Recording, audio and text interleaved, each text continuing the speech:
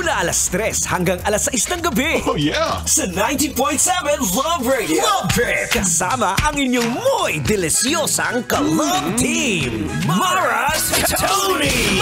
Mara Tony! Ikaw, anong trip mo?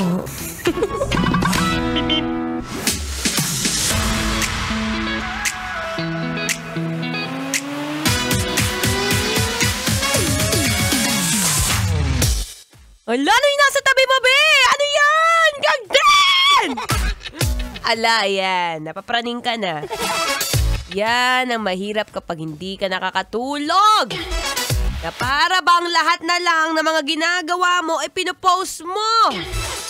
Ano, be? Jujuwain mo yung cellphone mo, be? Anyway, nagbabalik pa ang inyong kadaldalan na daldalerang atleta DJ Mara Tony. At kanina nga, no, pinag-uusapan natin na sa panahon ngayon, lahat ng bagay is for the post. Hindi mo na alam kung ano ba yung mga bagay na private sa'yo. Na para bang lahat ng mga ginagawa mo, ay wait lang, may bago akong kawali, post ko nga. Ay wait lang, si Mister, bagong ahit, post ko nga. Diyos ko, dami ko nakikita mga ganun, pati pag-ahit ba? Anyway, alam mo, sa panahon ngayon, matanong nga kita, ano bang trip mo?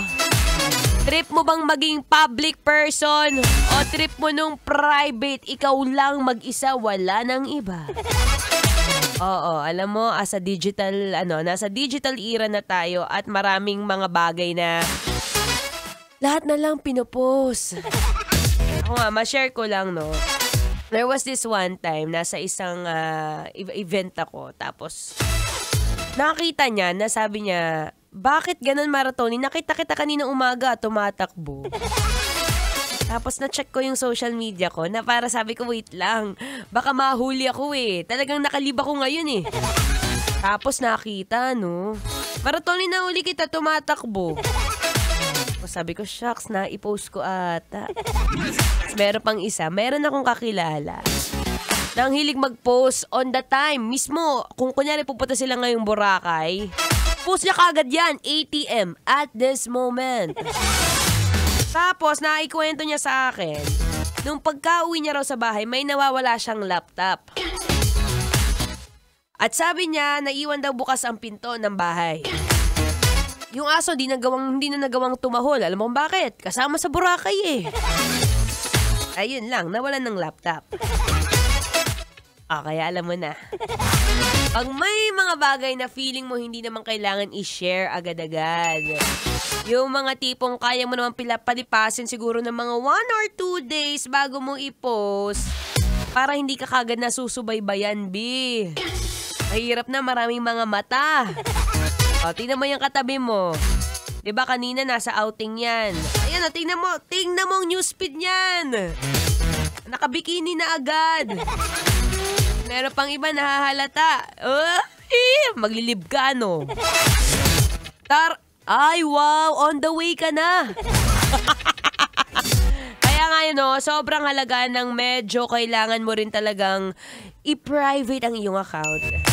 May mga moment na hindi natin alam, baka mamaya napapahamak na tayo sa kakapost natin. For the post, di mo alam yung trip na magnanakaw.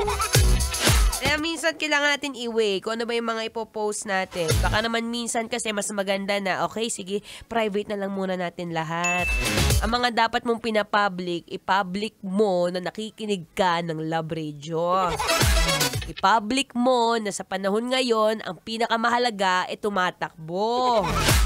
I-public mo na pagpunta mo sa undas, na pagdating ng panahon na wala ka nang ginagawa, may oras ka na para magpasarap.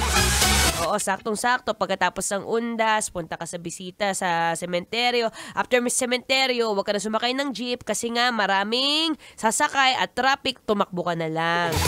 Yan yung mga bagay na pinapublic. Pampasarap, baby.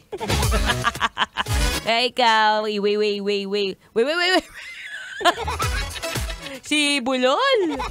I-weigh mo yung mga ipopost mo. Ganon. Siya, tuloy-tuloy ang usapan natin maya-maya lamang.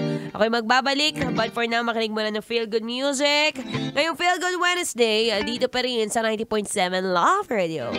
Kailangan pa bang i-memorize yan? Basic. Ako'y